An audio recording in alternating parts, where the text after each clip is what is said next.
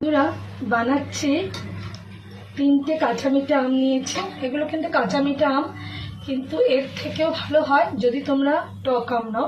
কিন্তু আমার কাছে এখন তিনটে কাঁচা মিঠা আমই ছিল, তার থেকে বেশি কাঁচা মিঠা আছে, টক আম নেই। আর একটা এরকম বড় সাইজের মানে ছোলার এটা নিয়েছি।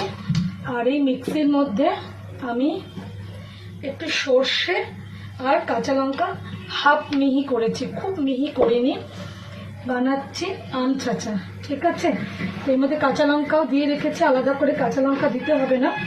তো তিনটে আমকে আগে এরকমভাবে পুরোটা ছাড়িয়ে নেব, খোসাগুলো ছাড়িয়ে নিয়ে, মানে যেরকমভাবে আমরা খোসা আমের ছাড়াই আর কি, খোসাগুলো ছাড়িয়ে নিয়ে এইবার আমি আম চাচাটা কীভাবে বানাই, আমি কিভাবে বানাই, দু তিন রকমভাবে বানাই।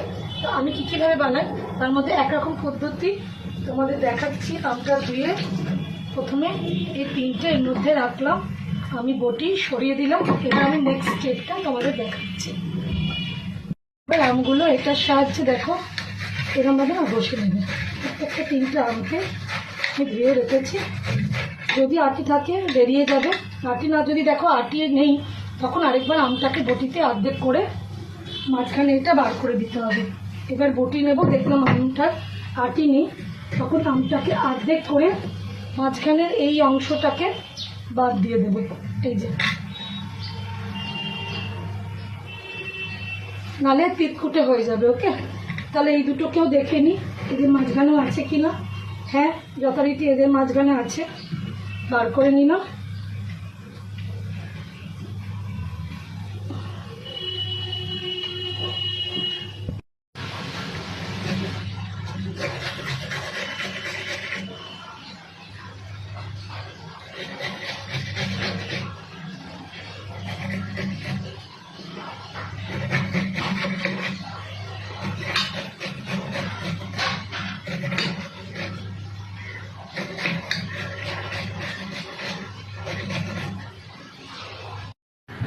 এবার একটুখানি এর মধ্যে আমি সাদা নুন দেব, পরিমাণ মতন দিলাম। তোমাদের মনে হলে এর থেকে একটু বেশি দিতে পারো, আমি এইটুকুই দিলাম। এরপর এর মধ্যে আমি একটুখানি কালো নুন দিলাম। কালো নুনটা টেস্টের অনুযায়ী লাগে, পরে আবার আরেকটু দেওয়া যাবে, বুঝলে। এরপর আমি এর মধ্যে দেব, কী কী দেবো আমি প্রত্যেকটা জিনিসই তোমাদের বলে দিচ্ছি। একটুখানি চিনি, আর একটু চিনি দেব। তারপর দেব এর মধ্যে, যেহেতু টক মিষ্টি তাই একটুখানি পাতিলেবু চেপে দেব। একটুখানি না, পাতিলেবুটার রস খুব যে একটা আছে তা নয়, পুরোটাই দেব। পাতিলেবুটা পুরোটাই দিই, অর্ধেক লেবু তো খুব একটা বেশি এর মধ্যে দেখলাম না রস আছে। যদি দানা থাকে আগে এটা বার করে দিও।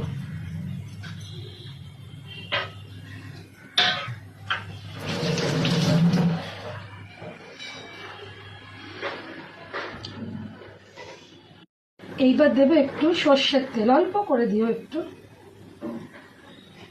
সর্ষের তেল, খুব টেস্টি হয় এটা। তারপর লাস্টে দেব সেই সর্ষে আর কাঁচা লঙ্কা বাটাটা।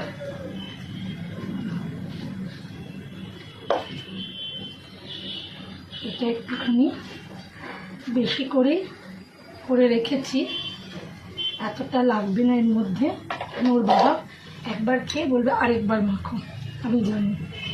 এরপর না এটা মেশানোটা আমি হাত দিয়ে মেশাবো। হ্যাঁ, এরপর কিন্তু আমি আর ওই চামচ দিয়ে মেশাবো না, এটা হাত দিয়ে মেশাবো। তাতে কি হবে, নুনটা খুব সুন্দরভাবে মিশে যাবে, নুন এবং চিনি বোধ। একটুখানি আমি খেয়ে দেখবো নুন মিষ্টি ঝালটা ঠিক আছে কিনা, যদি লাগে আর কটা কাঁচা লঙ্কা দেব। একটু নুন লাগবে,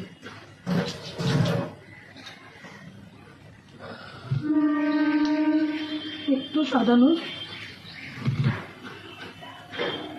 আর একটু বিট নুন, দুটোই লাগবে, একটু একটু করে দিয়ে দিই।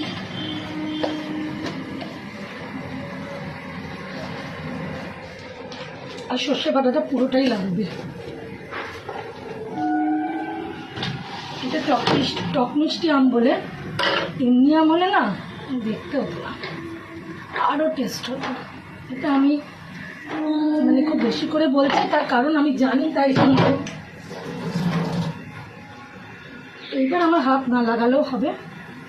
এইবার পুরো ব্যাপারটা আমি একদম এইভাবে, ঝাল খুব বেশি দেওয়ার দরকার নেই, ঝালটা ঠিক আছে। দাঁড়াও, এবার ক্যামেরা উল্টো করে তোমাদের দেখাই। ওকে, এই দেখো এইগুলো বেরিয়েছে, এগুলো ফেলে দিলাম। আর এইটা হচ্ছে সেই জিনিসটা, আচ্ছা আম মাখা। থেতলে করলে একরকম হয়, আমি এরকম মিহি করে করি, বেশি তেল দেওয়ার দরকার নেই। এটা মজলে অনেক সুন্দর খেতে হবে। আর একটু আমি নুনটা টেস্ট করে দেখব।